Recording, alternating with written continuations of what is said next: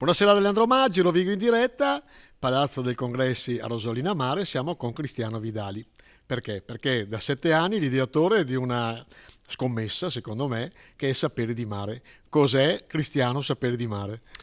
Ma Sapere di Mare è la rassegna di filosofia e cultura del Delta del Po, è nata appunto come una scommessa, nel senso che nessuno avrebbe potuto pensare di riscuotere un successo non tanto per un'iniziativa culturale che in realtà nella provincia sono presenti anche di altra natura, ma per mantenere un target così specifico con la filosofia e quindi di anno in anno scegliere temi che naturalmente hanno a che fare con l'esperienza quotidiana, con la contemporaneità, ma non solo, ma sempre con il focus della filosofia, e ciò nonostante essere riusciti a mantenere ormai appunto per la 7ª edizione un'affluenza, un pubblico, una partecipazione da parte delle comunità locali che veramente, oltre a scaldarci il cuore, dà senso a queste iniziative e quindi ne motiva la prosecuzione. Ecco, una scommessa perché tra l'altro l'ha fatta all'interno, l'ha fatta in un momento tra l'altro caldissimo, ma la gente è in vacanza, però c'è questa voglia di sapere, di conoscere, di confrontarsi. Da dove nasce questo desiderio secondo te? Ma io penso che in realtà ci sia un pregiudizio anche quando si fa informazione, intrattenimento in televisione. Ormai sono tanti anni che è passata un po' l'idea che appunto la cultura sarebbe un qualcosa di riservato a coloro che se ne occupano e che quindi per tutti gli altri al di fuori del lavoro c'è l'intrattenimento.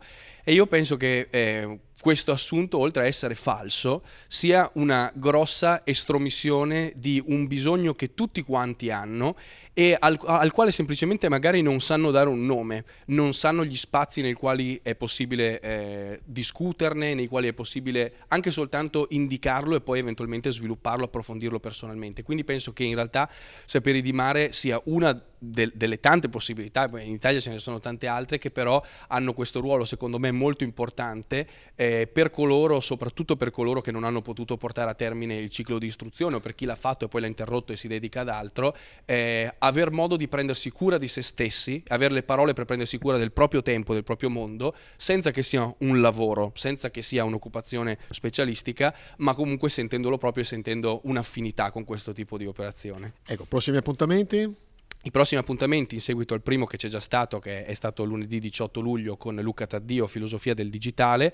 Il secondo sarà lunedì prossimo, 25 luglio, con Roberta Lanfredini dall'Università degli Studi di Firenze, dal titolo L'anima in carne e ossa, che appunto è un tema antichissimo, il rapporto fra anima e corpo, però appunto vogliamo pensarlo non semplicemente in termini così, materia di fede, credo o non credo, ma in termini filosofici, cosa pensiamo quando pensiamo l'anima e cosa siamo quando ci sentiamo un corpo. E poi il giovedì 4 agosto con Massimo Donà, che è la prima riconferma dall'inizio di Saperi di Mare, quindi il primo che fa un ritorno, che si chiama appunto il suo intervento Sapere il sapore, che parla sostanzialmente di filosofia del vino.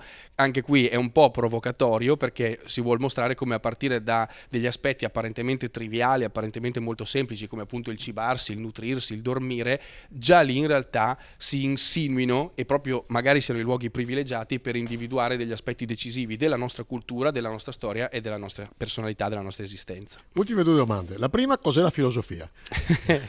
Ma diciamo, tutti gli autori quando si fanno questa domanda tipicamente la fanno alla fine della propria vita, per esempio Deleuze fa così, quindi visto che non sono alla fine della mia vita penso di essere ancora nelle condizioni di rispondere adeguatamente.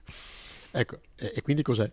E quindi al momento io penso che sia un prendersi cura insieme all'altro e insieme al mondo e insieme al proprio tempo di se stessi, e pensare che prendersi cura di se stessi senza il tempo, l'altro e il mondo in realtà sia un'astrazione, sia una finzione. Quindi quando io rifletto su di me e penso di appartenermi, di conoscermi, se io non passo per questa mediazione in realtà non mi conosco, però vanno approfondite in un certo modo queste relazioni. È faticoso, però ne vale la pena visto che di vita ne abbiamo una sola. E qua ci scatta l'ultima domanda: chi è il filosofo?